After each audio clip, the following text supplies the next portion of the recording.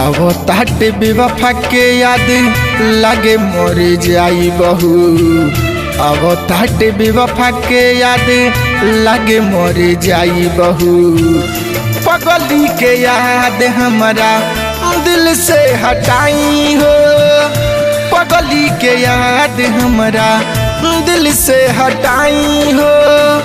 हंसत खेलत जिंदगी फिर से बनाई हो। हंसत खेलत जिंदगी फिर से बनाई हो। पगली के याद हमारा दिल से हटाई हो। पगली के याद हमारा दिल से हटाई हो।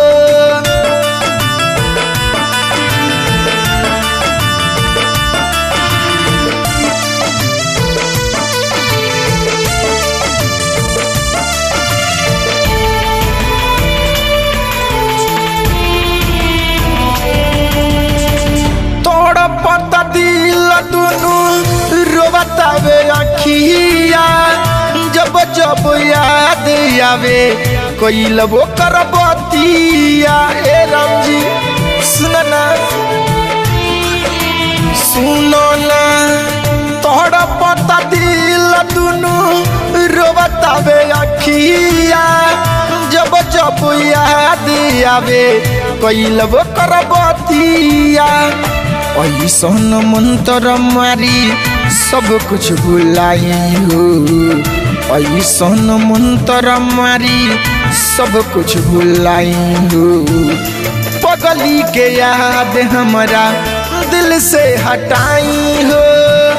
पगली के याद हमारा दिल से हटाई हो।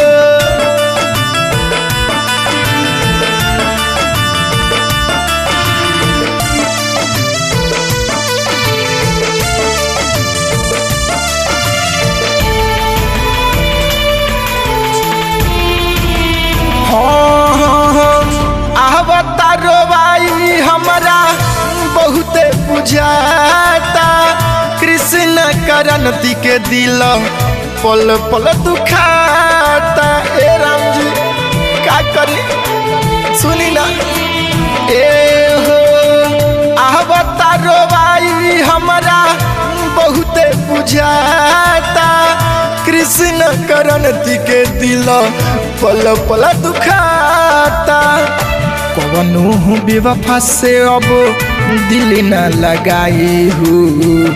कवनो हर जाई से तो दिल न लगाई हो। पगली के याद हमारा दिल से हटाई हो। पगली के याद हमारा दिल से मिटाई हो। पगली के याद हमारा दिल से हटाई हो। क्रांति रिकॉर्डिंग स्टूडियो।